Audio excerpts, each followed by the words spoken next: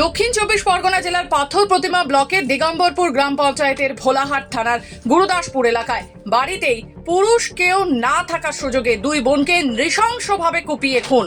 স্থানীয় সূত্রে জানা যায় বাসন্তী প্রামাণিক বয়স ৪৫ এবং বিশা প্রামাণিক বয়স ৫৫।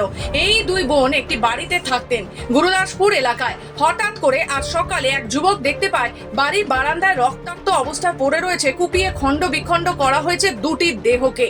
তবে এদের কোনো পুরুষ সঙ্গী এবং শত্রুতা বা কোনো কিছু ছিল কিনা এখনো কিছু জানা যায়নি। কচু আনতে আসছিল, কচু আনতে এসে ও বৌমা তার মাছ সাউরি গেলে কচু আনতে বাজারে উনি দেখতে পাইছে যে এরকম রক্তারক্তি পড়েছে, জিয়া গৌদাকে ডাকছে। তারপর গৌদারের বৌমা আমাকে বলছে যে মাসি আইসনি, তোমার এমনি অসুখ শরীর, তুমি আসনি।